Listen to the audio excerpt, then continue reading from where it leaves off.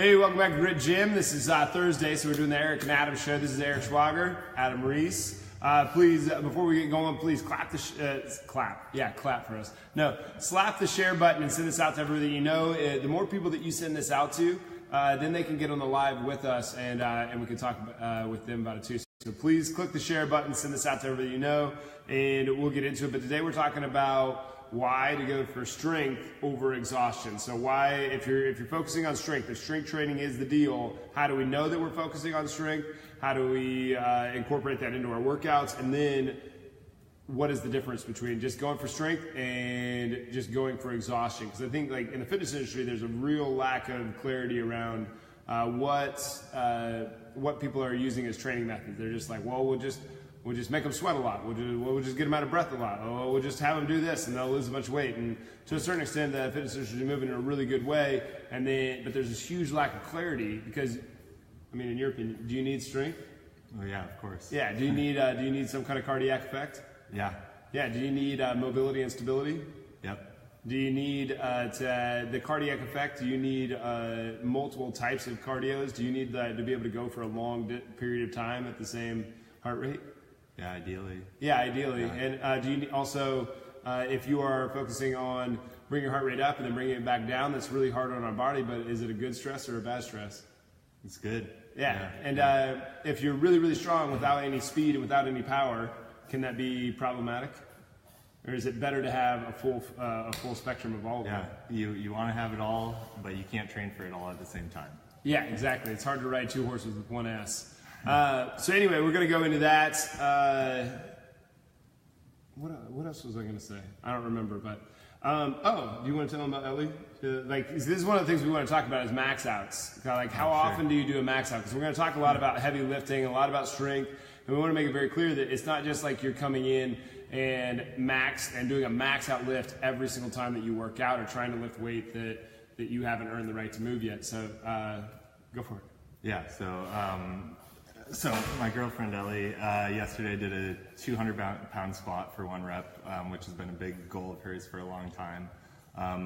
But a set of 1 like that isn't something that itself is really producing the strength. It's more of a test to kind of see where you're at. I think the biggest thing that something like that does is build your confidence under a really heavy weight for future attempts. Because she stood up with it. I mean, she probably still had 20 pounds left. Yeah, I mean, she had at least 10, if not, I mean, who knows, but it looked easy.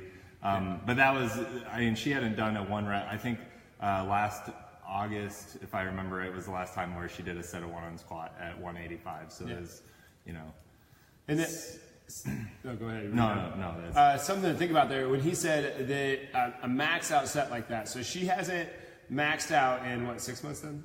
About 6. And she hasn't tried to max out, tried to lift as much as she could in 6 months, first of all. And then also he said that the max out lift wasn't about producing a gain. It wasn't about producing strength. It was just about confidence. So it's just a test. Right. Can you tell them a little bit about what you meant there? Because like that's a genius thing. That's a genius thing to understand. It's a big deal to understand the strength world.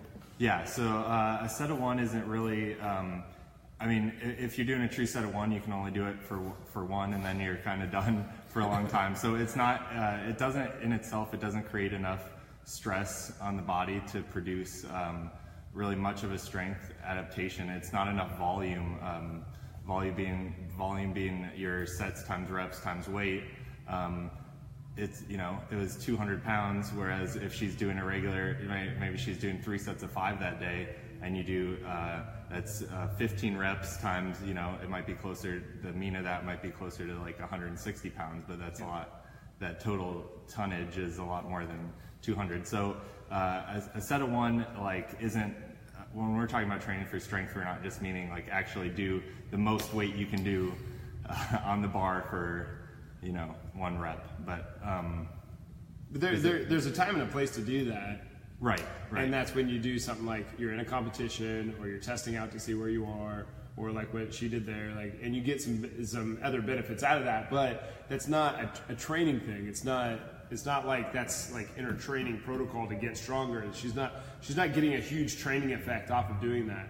Right. Yeah. In her program, it wasn't part of her program. She kind of deloaded for a week and then just wanted to see where her squat was at, you know, because sometimes, you know, like, you want that indicator of how the last 6 months of training affected you, but that's what it is. It's an indicator, it's a test. Make sure that your training's going in the right direction, but it itself isn't meant to be training. It shouldn't, I mean. Yeah, you probably do end up getting something out of it, but it's probably more along the lines of like the confidence of getting underneath that bar. You know, she probably used up a lot of nervous energy just like the 5 minutes before the lift. So, and when she stood up, it was just like, she's obviously pretty strong, but what'd you get in August? 185. 185, so 15 pounds. Yeah. That's pretty good. Did it look like that in August? No, it looked a lot harder. So did it? Yeah. So I'd say she's gained, you know, it might be closer to 25 or 30 pounds. But Has she had any weight fluctuation in that time? Or she pretty much stayed the same? Pretty much the same. Yeah. Because that is kind of like one of the phenomenons around strength training is like, even if you don't gain 1 ounce of muscle and you gain 15 pounds of fat, for some reason your numbers go up. It's this really weird thing. I don't totally understand it, but but it's a weird thing. But anyway, the talk today is, so we wanted to really, I don't know if reiterate's the right word, but emphasize that that max outs are something that you do that are few and far between. Like the most that you probably do it like every 3 months maybe. For a new person, maybe once a year for, you know, if you're a more advanced lifter, unless you're on drugs, and then you can do a lot of crazy things.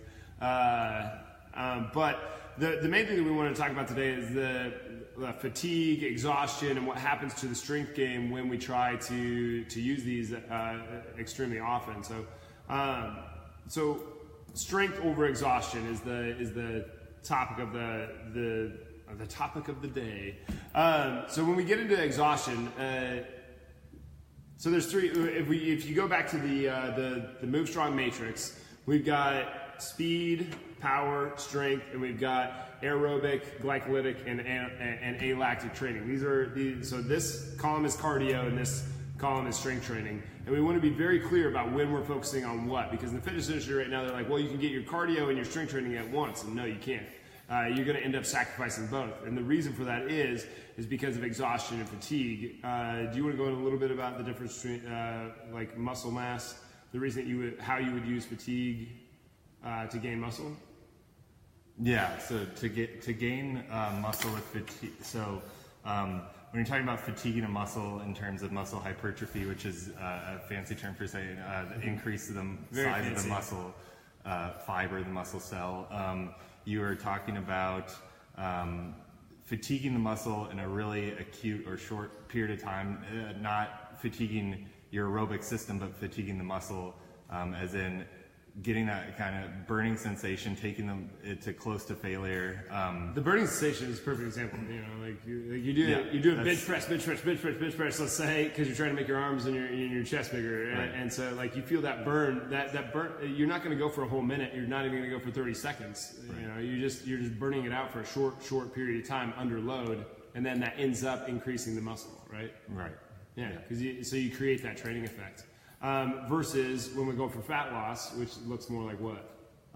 So fat loss could be anything from a steady state cardio, so just picking one modality and doing it without rest at a really low intensity for a long period of time, or it can be something like interval training, which is super popular now because it can be done in a short period of time. And it works. And it works, it works really well for fat loss, but I think too many people believe that it's working, and I'm not going to say it doesn't work for strength, but it has a real anything will work ceiling for strength when you first start, right?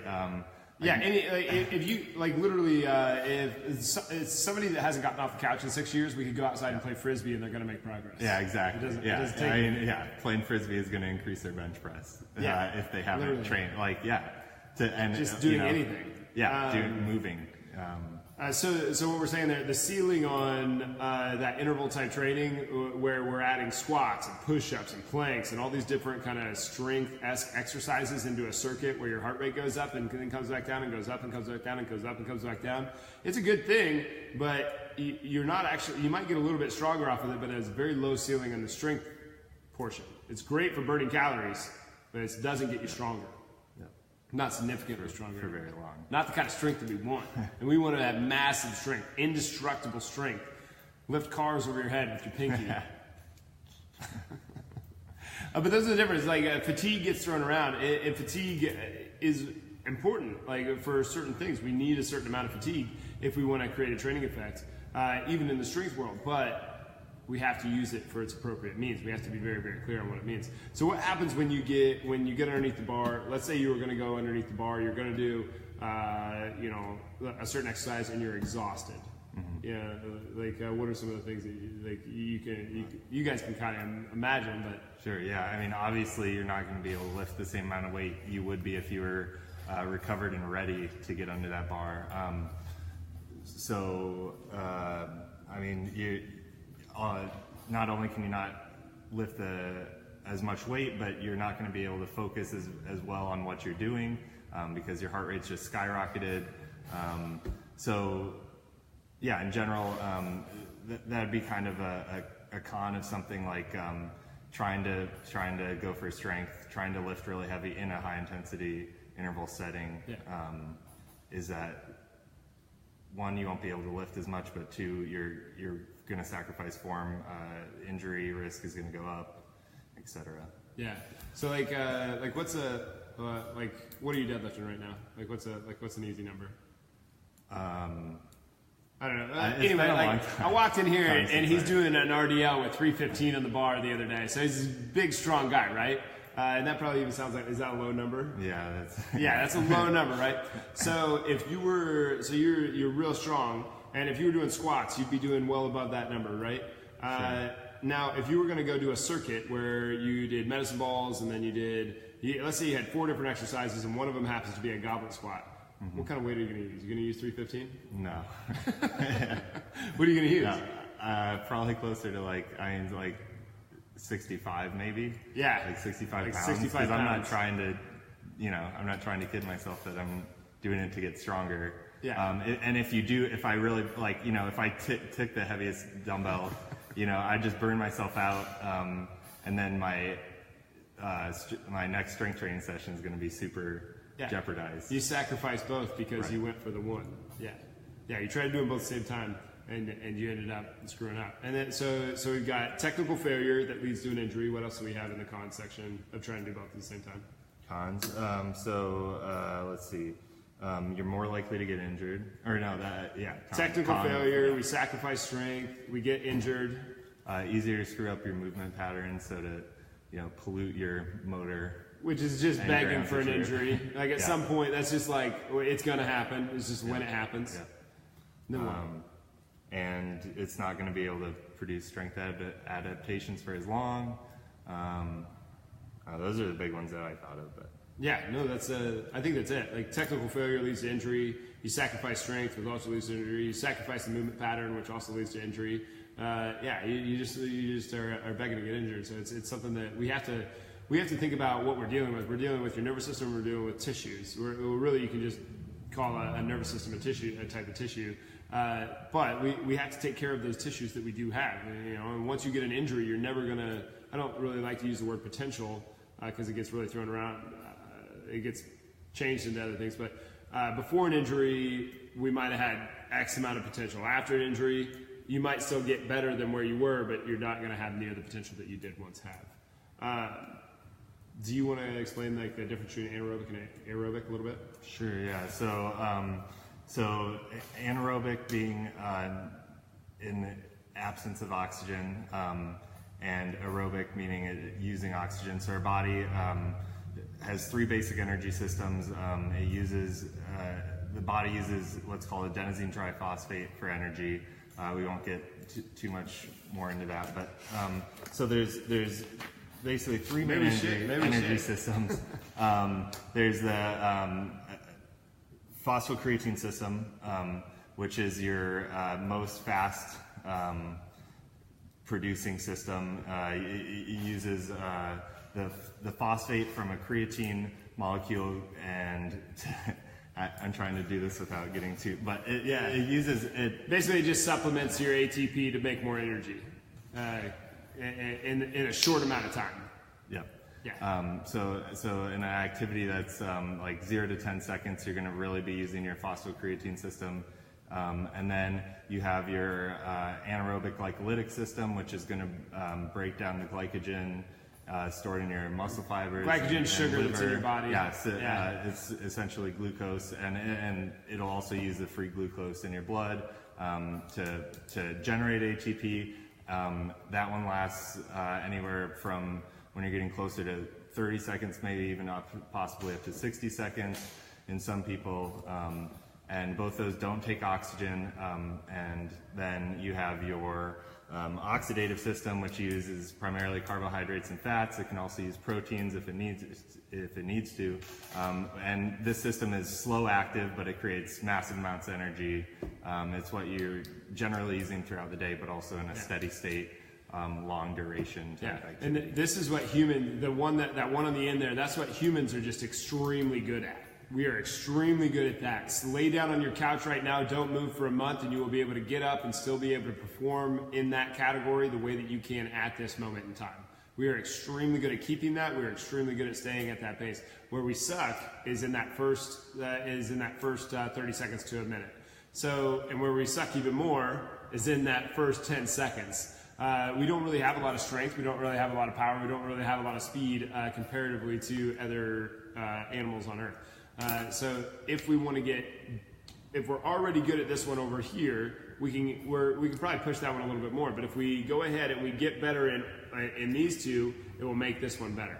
If you get stronger, it makes this one better. It's a weird, crazy thing that happens. Yeah.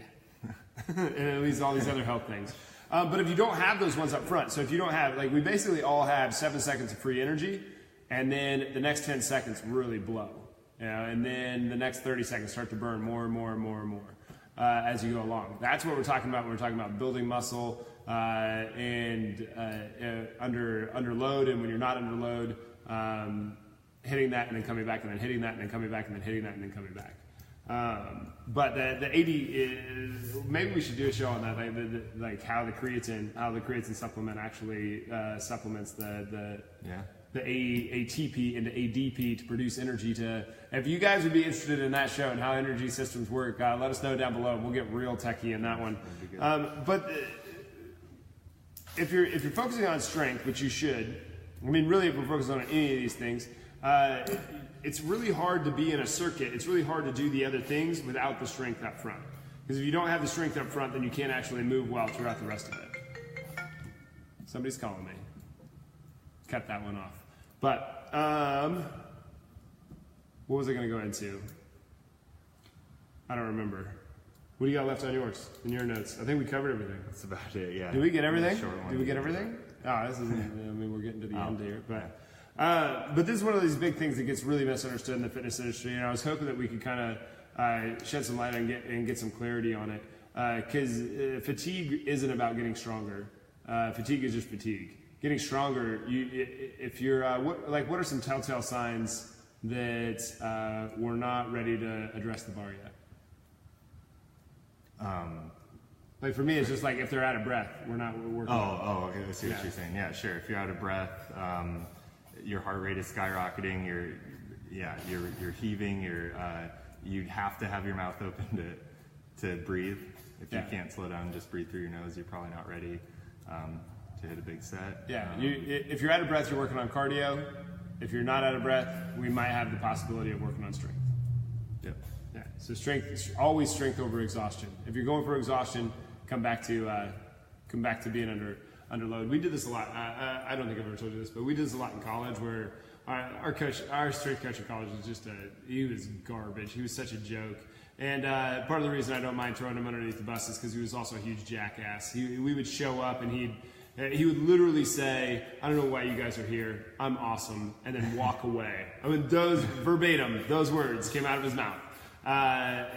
He was just an amazing person.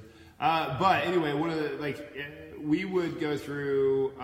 He called it a speed workout, And at the time it seemed fine, but really we were just, we'd get like 45 seconds of rest, and then we'd go through these like jump rope drills. 45 seconds of rest, 45 seconds of rest, 45 seconds of rest. We'd do that for like a half an hour. And then we go to the weight room, and it was all like a bunch of guys screaming, yelling at each other.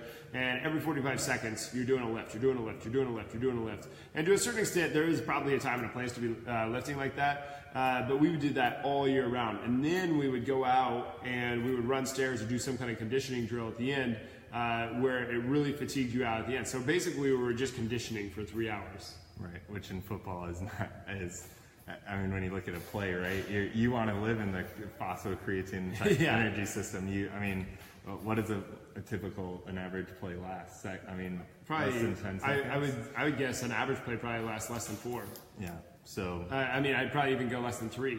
You know, depending on what position you are on the field, you are never going to need to tap into an alactic. So going back to training how you want to perform that, right? Guy has no idea what he's. Yeah. So if you're looking at strength, how often do we want to train each one? It kind of depends on what you're going for. So like anywhere from at least one, I would say 2 to 4 days per week of strength training is going to be ideal for almost everybody. 1 day a week of cardio, and I mean that like a long distance aerobic type state, where you're getting on a bike or you're getting on a treadmill or you're running outside, preferably. Treadmills suck. That's personal preference, and treadmills suck. But we want to do that probably at most once a week. Your body doesn't need to be going long distances for every. You don't need to run 5 miles every day. And then the other type stuff, the interval type stuff that we were talking about earlier, like probably 1 to 3 days, depending on what you're going for. 1 to 3 days per week. And if you did if you added all that up, I mean, I think most people would probably be torched if they did. If they did 4 days a week of lifting, and they did 2 days a week of that interval type stuff, and then they did 1 day a week of, I think you'd be pretty tired. That'd be pretty intense, yeah. Yeah, that'd be pretty intense. That'd be rough. But, so give them an idea of what you do. How do you split yours up? Well, so, and I change this a lot throughout the year, but I mean, right now, about all I'm doing in kind of planned workouts is I'm just lifting every other day, and it switches between a knee dominant movement with upper body pulling and a hip dominant with upper body pressing. So and so I'm not going back to that same type of movement pattern for 4 days. Yeah. Right, for however many. So he'll do like a squat on a Monday and like a chin up on a Monday, right? Yeah, sure, yeah. And then deadlift and a bench press on a Wednesday, and then I'm not back to a squatting type knee dominant movement till Friday again. Yeah. And then as far as my cardio, I do martial arts for like 3 times a week for an hour, so I kind of use that modality to cover that. And I think that's the way to do it. Like if you're looking at, we're so good at an aerobic capacity just as a species that I really think like just go have fun. Right. Yeah. Do the thing that you like to do. Yeah, Don't find waste something that's enjoyable for your aerobic activity. Yeah, go dancing, and I'm not talking about Zumba. I'm talking about a real dance class, like real dancing. Go do something that you really enjoy doing, and that'll suffice. The one thing you can't get away from is strength. Like everybody's got to do strength because we're so bad at it. We're so bad. But yeah, so I mean that's actually a really simple way to go about it. I like that a lot. Then how else do you change it up throughout the year? So then sometimes I might go. I might change it up to more of a lift where I'm doing upper and lower body splits for a little bit. So then instead of working, because this way I'm working my lower body every other day, even though it's a different movement pattern. But with an upper lower, it would be like only working it twice every 7 or 8 days. So what he means is like Monday he might come in, he might do squats and deadlifts, and then Tuesday he might come in and do an overhead press and a chin up, and then Thursday he might come in and do deadlifts and squats, the opposite way around, and then Friday he might come in and do bench press and rows. Right. I'm just throwing. Yeah. Essentially like that. Yeah, that's the idea. It's right. Yeah. So he's got Monday where he's doing his legs, and then he gets Tuesday and Wednesday to rest his legs up, and then Tuesday he's got his upper body, and then he's got Wednesday and Thursday to let his upper body rest so that he can be fresh for Friday and Thursday. Yep. Essentially. Yep. Yeah. Yep.